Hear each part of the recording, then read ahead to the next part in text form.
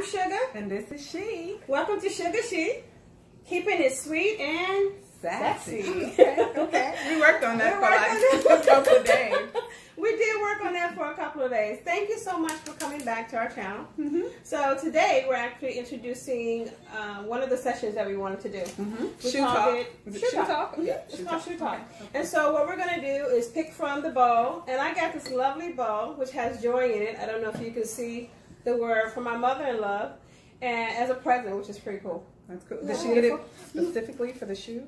No, but I'm going to use this for us just so we can remember to be joyful. Oh, yes, and yes. have fun. So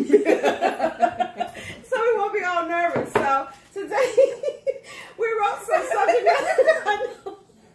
I know we have issues. So today we wrote a subject matter down so that we can pick them up randomly. Quite a few. So I'm thinking maybe you want to just do like one and then we can kind of expound on that. Okay. That sounds perfect. So you want to pick it out, or?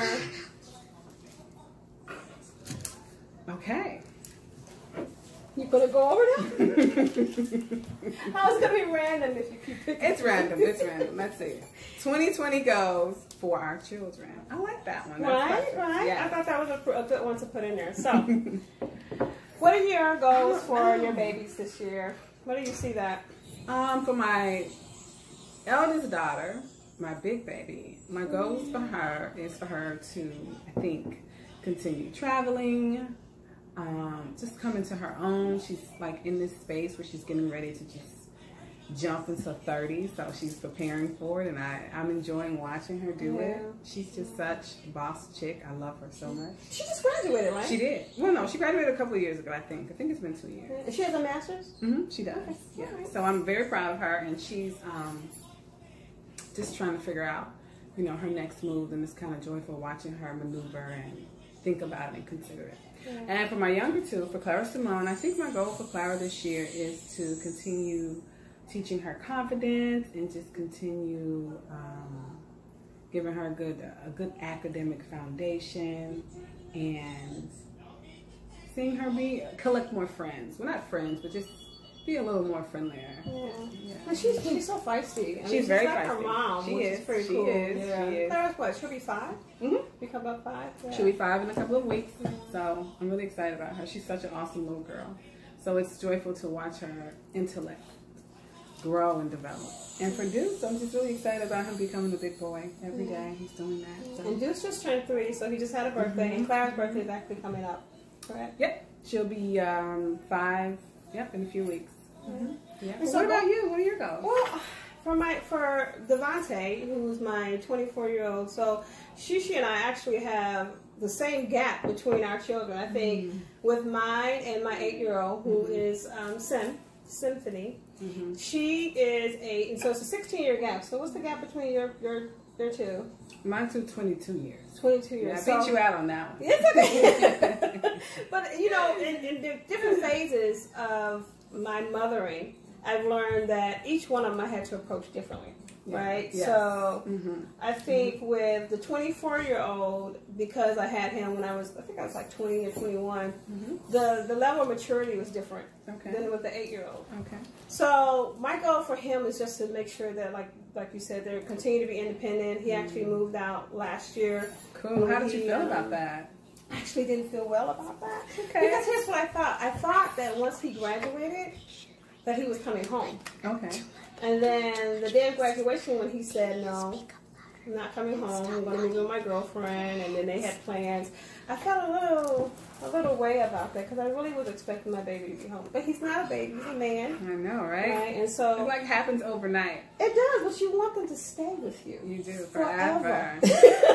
After they leave for a little while, and then you're like, okay, it's time for you to come home. I need to watch you. I need to see what's going on with you. And he wasn't far. He was like 4.5. Okay. 4.5 years at Purdue, so he was only 15 minutes away. Oh, that's not far at all. No, it wasn't. So hopefully his goal is to continue to do his master's. He's going into the master's program. Okay. And he's going to become a teacher's assistant, so I'm going to continue to try to help him with that goal. And pretty much at this point, you're not raising him, right? 24, what's your baby, 26? She's 27. 27? Yeah, at this point, you're not raising him. You're pretty much cheerleading them. I don't know, because he calls me. That's true. That's true. What are you doing? You know, my goal for him. They don't listen to you and what you want them to do anyway. No, they do the opposite. No. So it's like, I want him to be a teacher, but he doesn't want to be one. He's just still trying to find his way. I think he's such a good teacher. That's cool. At least he has some direction. He does. And then my 8-year-old, she'll be going to 4th grade. Oh, wow. So my goal for her is the same with you and Clara, just to make sure she's still an independent person where she's looking at herself and no one else. It's hard sometimes, right? It's hard to teach girls that. It's very important for me to teach Clara that, like, you know, this is you. Or to celebrate that in her, I think, because she's really already that way. Yeah. You know how Clara is, and she's just... her own person. She's her own person, and I love it. And I just want to be there to help guide her and protect her a little bit. That's really all I have to do. She calls me her daughter, so... She did. She said she was her daughter. She was her queen, right? You're her queen. Yeah, I'm her daughter. I think that's kind of how that went. Yes. So with the kids, it's pretty much just to make sure I want to try to make sure that she's healthy and happy as much as I can. And sometimes that's hard when you're trying to juggle so many things. The other thing about, you know, the goals for our children, how do you inspire that self-motivation in them? And how do you do that with your children? I allow them to be independent, and I allow them to struggle. I'm teaching a course, a curriculum right now with my students called code.org, and one of the main components of that program is struggling and frustration and persistence in teaching them that all together while they're learning about the program. So I've taken that idea and actually thought about my own children and what that would look like for them. Okay. Just showing them, just to watch them become frustrated and to teach them to persist after, or persistence after. And that could be so hard. Yeah. And you know, I was telling my husband the other day, sometimes I don't allow Symphony to do that. So sometimes I rush in to try to take care of the problem before I let her kind of see the problem and kind of figure it out for herself. So when that happens, I mean, I'm sure you've probably done it. I do it all the time. Yeah. It's hard. Even as a teacher, I do that. Yeah. But even though you're teaching that program, I mean, what tools could we put in here in that program that you're teaching them that I can probably pass on to my 8-year-old? Just to be hands off. Like, it's hard because I want to fix what it is that they're doing. And especially with the kids, I realized I had gotten into this mindset, well, I didn't want them to struggle. And I don't think that's producing a really...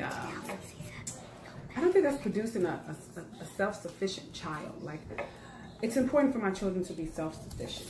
It's important for them to be self-sufficient much earlier than what other people may expect their children to be self-sufficient. Only because we have such a small family. And I'm always very concerned about, you know, just them being able to take care of themselves, even though someone, like if something happened to me and my father, you know, I'm always in that mode. I'm always just like, you need to be able to take care of yourself, be independent, and make good decisions.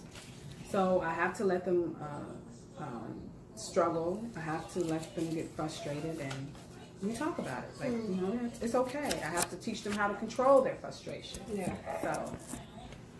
So as older moms, sometimes that's really hard, right? Because we don't want them to come into contact with danger.